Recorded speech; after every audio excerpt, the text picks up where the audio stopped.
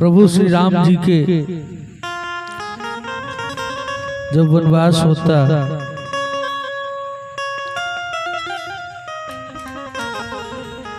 दशरथ जी माता का कैसे कहता निकाल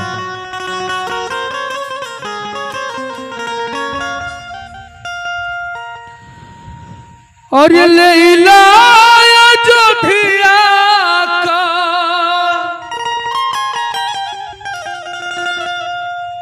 राज मोर रानी बाकी नग जड़ल अंगूरी कपूर जान मांग नग जड़ल अंगूरी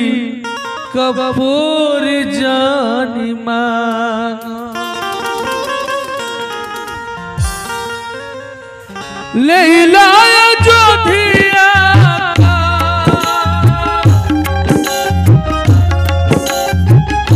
लैला अयोध्या का राज मोर रानी बाकी नग जड़ल अंगूरी कपूर जान मांग अखिया का हमारी अजोर जान मांग लैला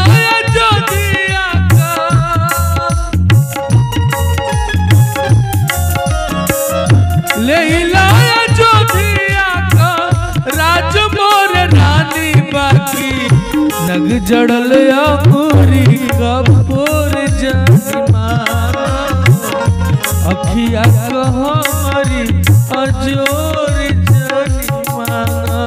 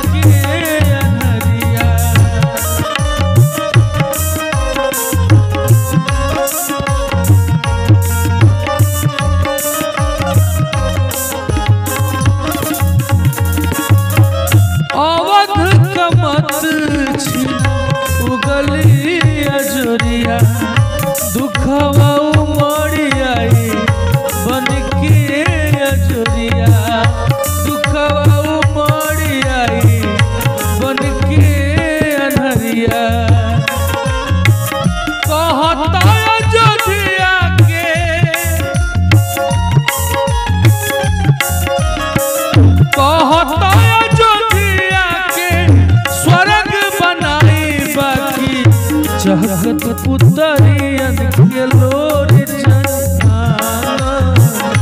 चहकत पुतरियन में लोर जनिमा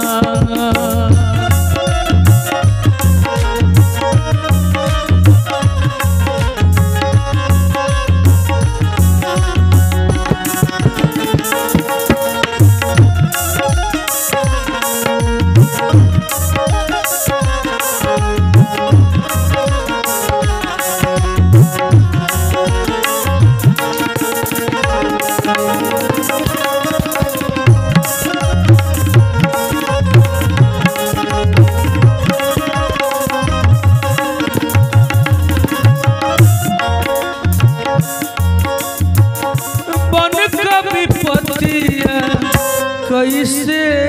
सहारी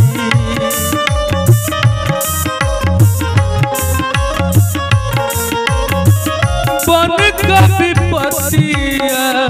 कैसे सहाई फूल नियन देहिया माटी हो जाई फूल नियन देहिया माटी हो जाई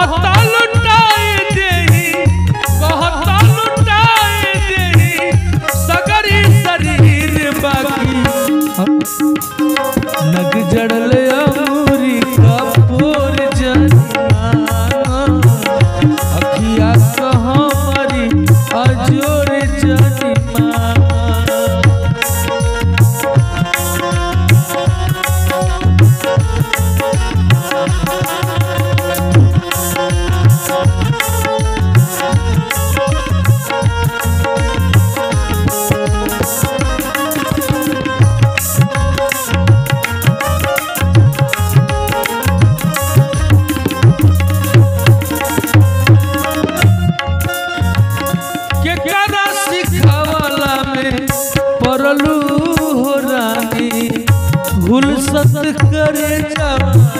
दुखवलू हो रानी भूल सत करे जावा दुखवलू हो रानी।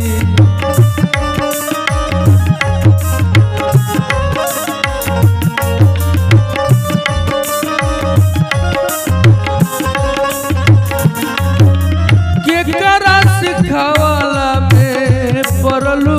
हो रानी भूल सत करे जावा दुखवलू हो रानी भूल सत करे जावा दुखवलू हो रानी। कहता मंगाई पूरन मासी का चांद बाकी सुख भरल रतिया कभोर जनिमा सुख भरल रतिया कभोर जनिमा। लैला जोधिया जोधिया का राज मोर रानी बाकी नग जड़ल अमूरी कभोर जनिमा